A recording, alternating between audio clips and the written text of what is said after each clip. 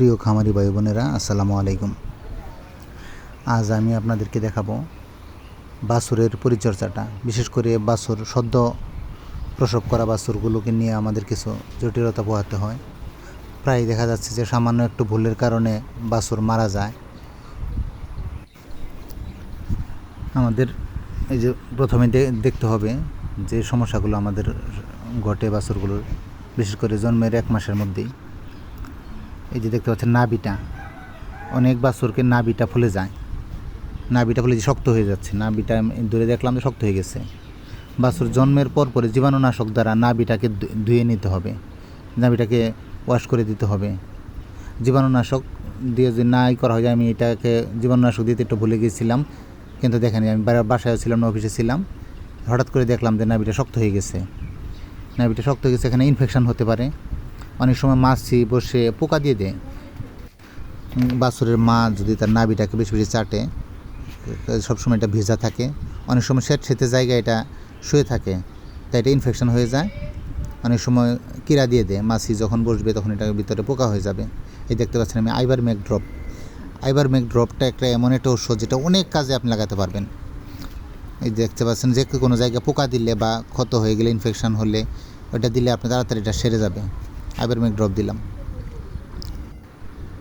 এরপরে সমস্যা হলো বাছুরগুলো মাটি খায়। এই দেখতে পাচ্ছেন যে আমি বাছুরটাকে একটু ছেড়ে দিয়েছি, যে বাইরে গিয়ে সে মাটি খাচ্ছে। অনেক সময় ময়লা জিনিস খাওয়ার কারণে তার পেটের মধ্যে পাতলা পায়খানা হয় বা আমাশয় হতে পারে, এবং পাতলা পায়খানা আমাশয় হওয়ার কারণে বাছুর মারা যেতে পারে। এই দেখতে পাচ্ছেন আমি বাছুরটাকে ছেড়ে দিয়েছি, সে বাইরে গিয়ে আসলে সে কী খুঁজছে, মূলত সে মাটি চাটবে। মাটি খেলেই বাছুরের পেটের সমস্যা হবে। তাই চেষ্টা করবেন প্রথমে বাচ্চা জন্মের কিছুদিন পর বাছুরগুলোকে বাইরে যেন মাটি খেতে না পারে, একে ভিতরে ভালোভাবে আটকে রাখতে দিবে। ওকে, বাছুরটাকে কুকুরে কামড় দিবে, বাছুরটা মাটি খাবে।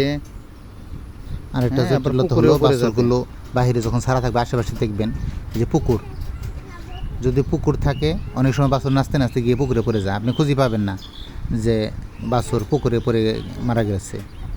এটা খুব সাবধান থাকতে হবে। এই যে ঘরের পিছনে অনেক সময় গোবরের থাকে, গোবরের গর্ত থাকে, বাছুর লাফাতে লাফাতে অনেক সময় গোবরের গর্তে পড়ে যায়। আমার একটা বাছুর এরকম হয়েছিল, সারাদিন খুঁজে পাচ্ছিলাম না। বিকেলবেলা দেখলাম গোবরের নালার মধ্যে পড়ে সে কোনো রকমে গলাটা বের করে রাখছে, মারা যায়নি। কাজে ওই গোবরের নালায় যেন পড়তে না পারে, ওটাও সাবধানে থাকবেন।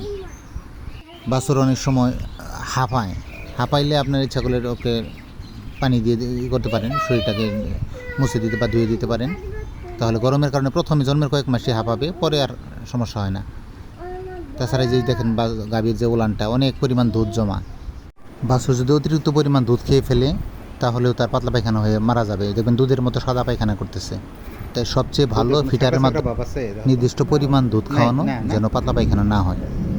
জন্মের 3 দিনের মধ্যে আমরা বাছুরকে কৃমির ওষুধ খাইয়ে দিই। এই ছিল আজকের মতো। ধন্যবাদ সকলকে। আসসালামু আলাইকুম।